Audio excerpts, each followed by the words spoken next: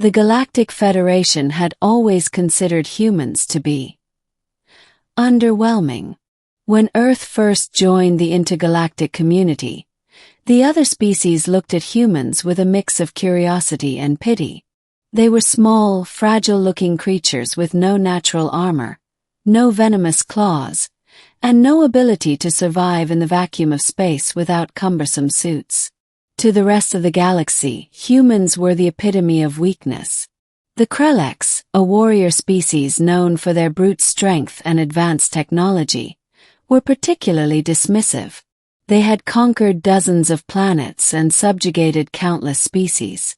To them, humans were nothing more than a curiosity, a species that had somehow stumbled into the stars without any of the traits that made a species worthy of respect.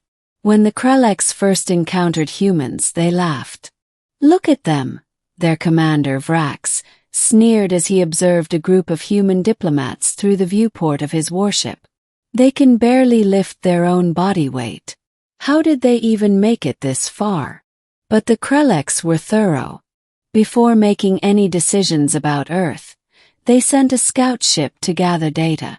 They scanned the planet, analyzed its history, and studied its inhabitants. What they found confused them.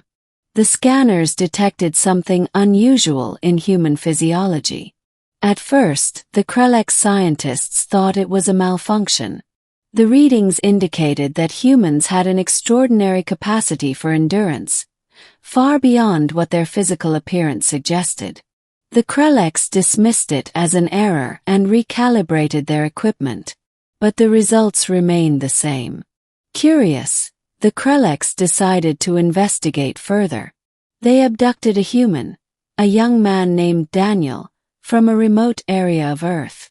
They brought him aboard their ship and subjected him to a series of tests. What they discovered shocked them. Daniel woke up in a cold, metallic room. His head throbbed and his mouth felt dry. The last thing he remembered was hiking in the mountains. He had no idea where he was or how he had gotten there. The door slid open and two Krellex entered. They were massive, towering over him with their armored exoskeletons and glowing red eyes. Daniel instinctively backed away, but one of them grabbed him and dragged him into a larger room filled with strange equipment. "Subject is awake," one of the Krellex said in a guttural voice. "Begin the tests." Daniel struggled, but it was no use. The Krellex were too strong. They strapped him to a table and attached wires to his body. A screen nearby displayed his vital signs. The first test was simple: endurance.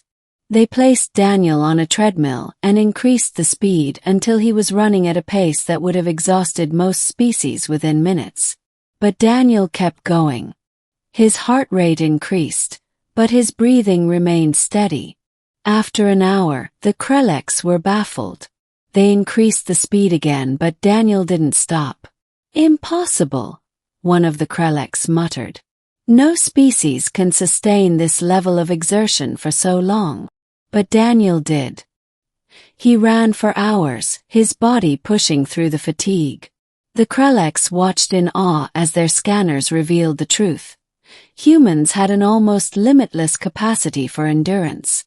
Their muscles were designed to recover quickly, and their bodies could adapt to extreme conditions. The next test was pain tolerance. The Krellex subjected Daniel to increasing levels of discomfort, expecting him to break. But he didn't. He gritted his teeth and endured. His mind focused on survival. The Krellex had never seen anything like it. Finally, they tested his resilience. They exposed him to extreme temperatures, low oxygen levels, and even radiation. Each time, Daniel's body adapted. His heart rate slowed, his breathing became more efficient, and his cells repaired themselves at an astonishing rate. The Krellex were stunned. They had always believed that strength was about size and power. But humans were different. Their strength came from their ability to endure, to adapt, and to survive against all odds. When the Krellex released Daniel, They sent him back to Earth with a message for their leaders. "We were wrong about humans," Vrax admitted. "You are not weak. You are formidable." The Galactic Federation took notice. They began to study humans more closely, uncovering even more surprising facts. Humans had a unique ability to cooperate and innovate.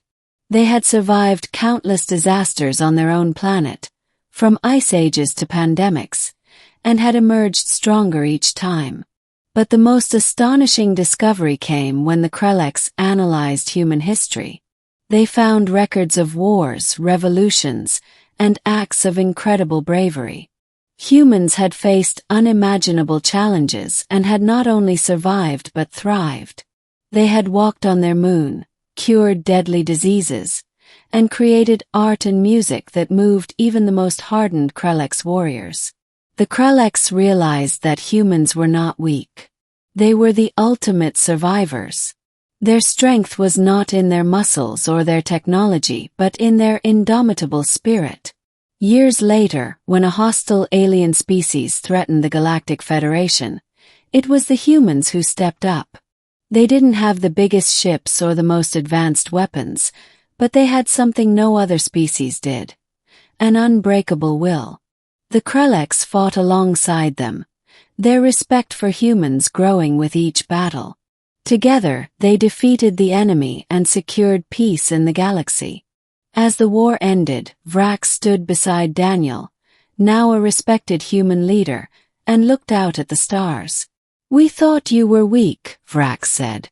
"But you proved us wrong. You are the strongest species in the galaxy." Daniel smiled. "We're just survivors," he said. "And we'll keep surviving no matter what the universe throws at us." And with that, the Krellex and the humans forged a new alliance. One built on mutual respect and the understanding that true strength comes not from power or size but from the will to endure.